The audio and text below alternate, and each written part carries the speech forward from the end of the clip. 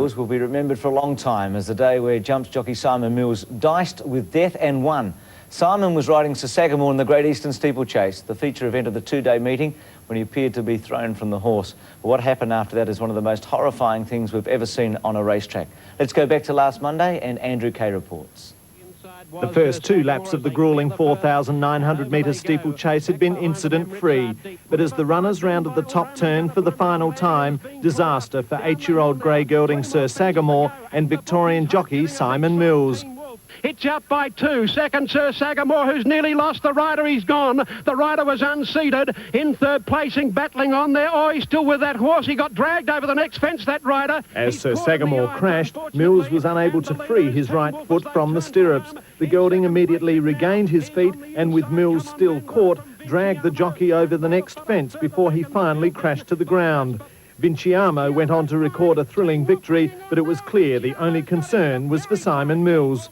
And we have an important call for the club doctor to the mounting yard immediately, please. Considering his buffeting, the young jockey can count himself extremely lucky. A possible fractured arm, severe bruising and a few less teeth. As Mills was rushed to hospital, heroes were already emerging, like fellow jockey Butch Londrigan, who pulled up his mount to lend assistance. Probably cost third or fourth money, but that's part and parcel of it. You look after your fellow riders. Mills's fiancée, Tracy Ryan, had seen it all before. She hopes this time is the last. It's not worth it. Not when your life's at risk. Not like this. Well, Simon has joined us today, and we've just been watching that incident again. Simon Mills, welcome to Sports World. Is Tracy going to get away? Are you going to give it away, or are you going to make... No, I'll just go on, you know. It's just one of those things. It's part and parcel of what I do, and I'm just lucky to have got out of it. Tracy said it's not worth it, Simon. $96 to be bounced around like a rag doll. Is it worth it? Oh, well, you know, I don't go around. It's my sport, and I don't go around for the so-called $96 or $100, whatever you want to call it. It's, you know, it's what I do, and that's the risk I take. I guess you were looking at a lot more than $96 before you became unseated, because Sir Sagamore looked as if he had a good chance of winning a very rich race. Yeah, he was travelling real well, but that's racing. Simon, that incident stopped every race go at every track around Australia. Everyone just gasped with horror. Hardly a word was spoken. Should there be some release in the stirrups where a jockey could kick free a trapped leg?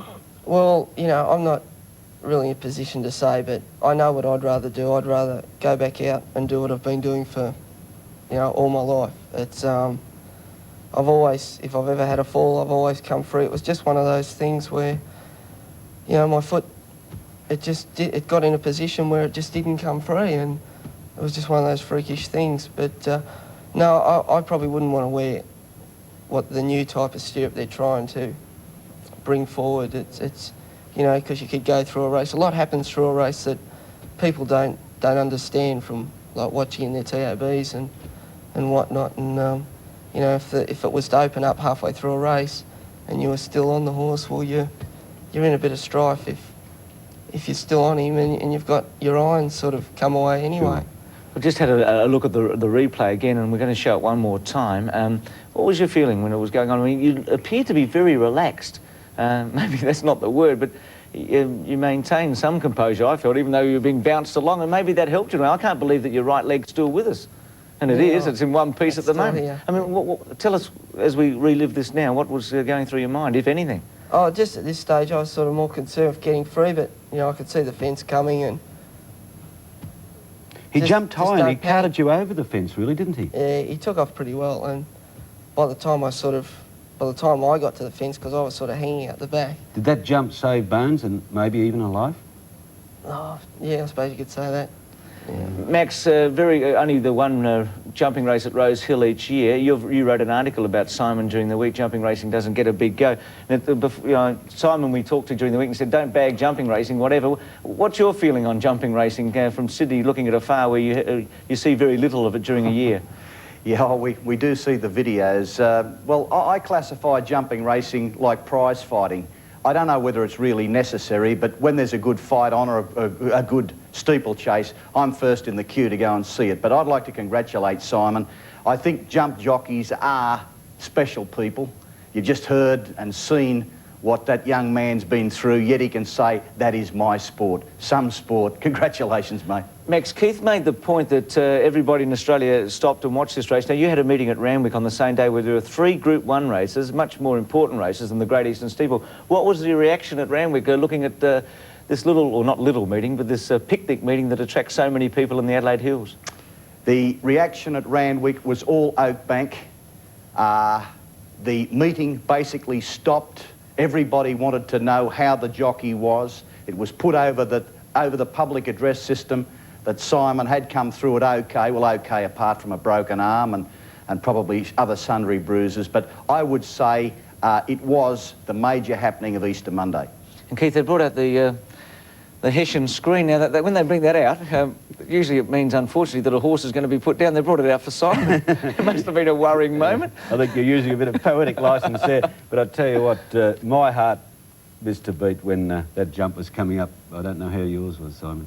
No, it was beating, I can tell you. But as I said, it's just part of what I do, and you know, I'll just go on from here. Butch Londrigan and the part he played, we've had him on just a moment ago saying that my mate's life is more important than running 3rd or 4th in a Great Eastern. Oh, look, I'm indebted to David.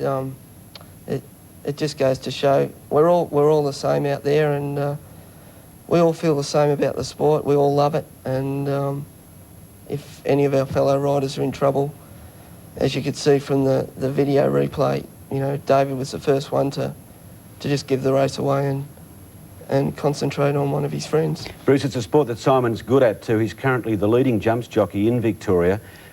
He started off as an amateur. You didn't do an apprenticeship, did you? No, that's right, yep. I went around the amateur circuit for a few years, and then I'd done what I want there, and I couldn't sort of do any more, so I applied for a professional licence.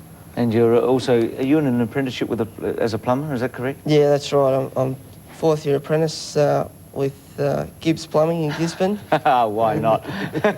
No, but I just would like to say one thing. I've got to thank Mark, my boss, because I've been out a couple of times and they've been really great with putting up with it, and the way things are at the moment, the economic climate, you know, it's very easy just to get another plumber. Well, listen, I've got a problem with one of my taps at home, so I've got a spouting problem too, Bruce. Oh, we know that.